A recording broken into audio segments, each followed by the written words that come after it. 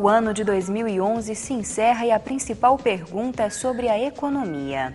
Neste ano, países desenvolvidos como os Estados Unidos enfrentaram uma grave crise econômica que pode ter consequências também no Brasil. E para falar mais sobre economia e tentar fazer um prognóstico para a economia em 2012, está aqui no estúdio do Conexões o economista, professor e conselheiro do Conselho Regional de Economia, José Luiz Miranda. Olá, professor. Olá, Camila. Primeiramente, quero agradecer o convite da TV UFG para discutir um assunto de grande relevância, então, para o país, né, e para o mundo, né. É um assunto muito amplo, aproveitando até a estender um pouquinho, né, em que nós temos que ter a percepção de que o Brasil se insere dentro de um contexto global. E tudo aquilo que acontece, muitas vezes até longe geograficamente do país, isso pode vir afetar internamente, então, o nosso dia a dia. Bom, professor, antes de começar essa conversa tão importante, a gente traz uma matéria falando de como foi o cenário econômico em 2011. Crise econômica. Esta foi provavelmente a palavra mais usada durante o ano de 2011. A crise no mercado financeiro afetou países que até então eram vistos como grandes potências mundiais, como os Estados Unidos, a China e vários países europeus. Com a recessão nestes países, o mundo todo acabou sendo afetado e a população mundial encerra o ano apreensiva. No entanto, a recessão de 2011 é apenas um reflexo da crise econômica iniciada em 2008. Nós tivemos uma crise mundial que partiu dos Estados Unidos, uma crise em L, ou seja, caiu e estagnou. A economia mundial está estagnada, como todos diziam, no mínimo uns 4 a 5 anos para o mundo novamente sair da crise. E nós estamos no final de 2011, significa que 4 anos se passaram, né, e o mundo está em crise. Diferentes motivos levaram muitos países desenvolvidos a entrarem em recessão ao longo dos últimos 4 anos. Os Estados Unidos, o problema é o déficit, a política fiscal dos Estados Unidos, é o déficit comercial enorme que os Estados Unidos têm, e não tem como ele fazer medidas macroeconômicas, monetárias, como desvalorizar o dólar, alguma coisa nesse sentido, para sair da crise. Tá? A China, com a desaceleração do consumo mundial, da economia mundial, a economia chinesa está desacelerando. E os salários da China também estão crescendo ano a ano. Tá? Então, a produção, o PIB chinês está começando a desacelerar em função da queda da demanda mundial, né? E a Europa está esperando a hora de fazer suas contas. A Europa não tem como desvalorizar a sua moeda, porque cada país tem a sua moeda referenciada no estado, no país, na nação que ele é. O real é o Brasil, o dólar é os Estados Unidos, né? O yuan é a China, o yen é o Japão, não é isso? A Europa não tem um Estado europeu. Então, o euro, ele não tem um país de sustentação. O Brasil também teve a economia afetada pela crise econômica nos últimos anos. Isto pode ser comprovado pelo crescimento do PIB abaixo do que era esperado para este ano. Segundo o diretor do curso de Economia da PUC-Goiás, o índice de crescimento do PIB nacional em 2011 deve girar em torno de 3%. Além disso, a população brasileira sentiu no bolso os efeitos da crise. A economia brasileira ela tem uma relação direta com esses países, principalmente no que diz respeito à relação comercial. E também no setor financeiro, né? A entrada de capitais aqui era bastante representativa. Então, com essa crise, há uma restrição interna de crédito, desaquecimento industrial, isso pode gerar desemprego. Assim como o Brasil, o estado de Goiás também deve enfrentar problemas por causa da crise econômica. Os principais compradores dos produtos primários exportados pelo estado, como a carne e os minérios, são países que atualmente estão em crise, como os Estados Unidos e a China.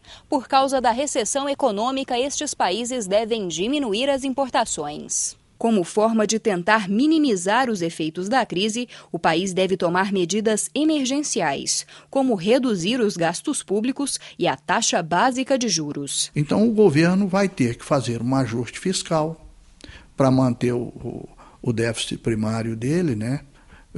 Ele quer o superávit primário dele, tem que manter, e também a política monetária, baixar a taxa de juros. Há uma ideia de descer a taxa de juros até 9,5%, a taxa Selic. Professor, qual que é a perspectiva para o cenário econômico mundial neste ano de 2012? Olha, o cenário de 2012, assim talvez, provavelmente com o ano subsequente também, vai depender de 2 pontos fundamentais hoje para o mundo. Ou seja, a solução da crise da zona do euro, da Europa, envolvendo os países europeus, e em segundo lugar vem o problema dos Estados Unidos, da economia norte-americana também. Então esses 2 elementos vão ser fundamentais para nortear aquilo que vai acontecer no ano de 2012 e, como eu falei, provavelmente os anos vindouros também. O senhor acredita que seja possível fazer um prognóstico dessa crise econômica, se ela vai persistir, se ela vai se estender por mais países desenvolvidos e até mesmo atingir o Brasil? Vai atingir o Brasil e o Brasil não vai ficar ileso. Talvez dentro talvez um impacto menor do que aquilo que vai acontecer em alguns outros países. Mas o Brasil aqui, ele tem vamos ver, uma espécie de uma válvula de escape muito grande, que é o mercado nosso interno. Então, naquele negócio, até a matéria anterior falou sobre consumismo, né? Então, a perspectiva é o seguinte, nós temos assim uma demanda, a economia chama-se demanda reprimida muito grande. Ou seja, durante muitos anos, o Brasil teve uma excessiva concentração de renda. E isso excluiu muitas pessoas, então, do consumo de bens e serviços.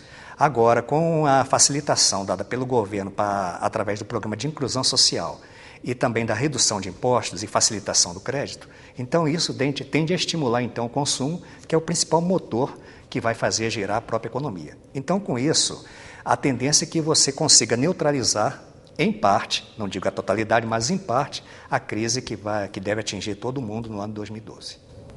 Bom, professor, nosso telespectador também está preocupado com a crise econômica e com a situação da economia no Brasil. A gente confere agora uma pergunta de um telespectador. Eu queria perguntar se para o próximo ano vão melhorar o problema da economia, porque eu tenho observado que tem aumentado muito os preços. Não sei se é por causa do fim do ano, mas a gente vai no supermercado e as coisas têm aumentado cada vez mais. Então eu queria saber se para o próximo ano haverá uma estabilidade. Olha, os prognósticos que estão sendo feitos hoje por diversos economistas, não só do setor privado como do setor público também, apontam para uma estimativa de crescimento da economia em torno de 3%.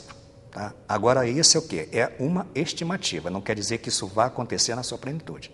Mas, como eu falei, nós temos um mercado de consumo muito amplo, tá? A ser explorado, a ser estimulado, então, pelas autoridades que vão tomar decisões sobre a economia. Então, isso é uma coisa que tende a favorecer a economia em termos de crescimento, em termos de melhoria. No último trimestre, o Brasil apresentou uma taxa de crescimento menor que 1%. O senhor acredita que esse crescimento menos acelerado do Brasil se mantenha no próximo ano ou que há aí alguma saída que o governo possa adotar para que o Brasil volte a crescer em índices melhores? Olha, o crescimento, se nós pensarmos hoje na economia, um crescimento grande, um crescimento acelerado, isso praticamente dentro da conjuntura hoje mundial, a gente seria uma coisa utópica. Tá? Nós devemos ter um crescimento sim, mas não um crescimento dentro de percentuais elevados. Alguma coisa que consiga atingir com uma estimativa de 3%, pode ser que isso seja atingido, tá? Pode ser que não. E como eu falei no início, vai depender de qual vai ser o desenrolar da crise, daquilo que está acontecendo hoje na zona do euro e daquilo que vai acontecer nos Estados Unidos. Por quê? Os países da zona do euro são grandes importadores de bens brasileiros. E a exportação é um dos elementos que contribuem para o crescimento da economia. Então, se houver uma redução então, dessas compras, dessas relações comerciais, então isso tende a afetar a própria economia também. Agora, claro está que o consumo interno é sempre um elemento fundamental para que a gente possa, então, contrabalançar ou neutralizar um pouco dos efeitos dessa crise aí. Professora, a gente fala muito sobre essa crise internacional, as pessoas escutam muitas notícias, mas às vezes não sabem qual é a influência disso no cotidiano. O senhor pode falar um pouquinho como que o cidadão brasileiro, aquele cidadão comum, é afetado pela crise econômica em várias partes do mundo? Porque, veja bem, o Brasil é uma economia aberta, uma economia que se relaciona com diversos países do mundo. Então, essas relações elas vão se dar em termos do comércio. E na medida que o país ele vende para outros países, isso é mais receita que entra, ou mais renda que entra para o país. E na medida que essa renda, essa receita, ela é interiorizada no país, isso tende a gerar o quê? Emprego e tende a gerar também renda. Então, na medida que há uma ruptura desse processo, ou seja, o país tenha o seu comércio internacional afetado, isso significa o quê? Menos dinheiro entrando para o país e, consequentemente, menos emprego ou menos renda que vai afetar toda a economia. E já está afetando? Os empregos também caíram, professor? Os empregos? Não totalmente. Não totalmente. Alguns setores, principalmente o setor exportador, né, ele fica mais sensível ao que acontece hoje em nível mundial. Tá? Agora, os setores que não têm muita relação com o resto do mundo, principalmente a parte de alimentos, principalmente alimentos, esse não são tão afetados assim diretamente.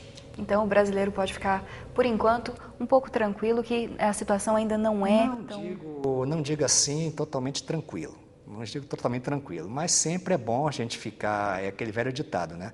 Quando a barba do vizinho é queimada, você bota a sua de molho também, né? Então, nós não podemos ficar assim, otimista ao extremo. Temos que ser um pouco pragmáticos em relação a isso. Tá certo. Muito obrigada, professor. O Conexões agradece a sua presença. Eu agradeço, tá, Camila? Agradeço ao pessoal da TV UFG e aí me coloco à disposição em outras oportunidades, talvez num tempo maior, nós debatemos então outros assuntos que vão interferir com a economia. Com certeza, professor. Tá ok, Camila? Muito obrigado, tá? Obrigado a todos aí. E no primeiro programa de 2012, o Conexões vai falar sobre alimentação saudável. E você pode participar mandando um e-mail para o programa ou então acessando as nossas redes sociais.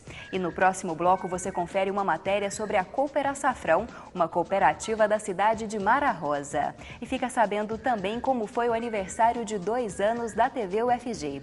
Não saia daí, o Conexões volta em instantes.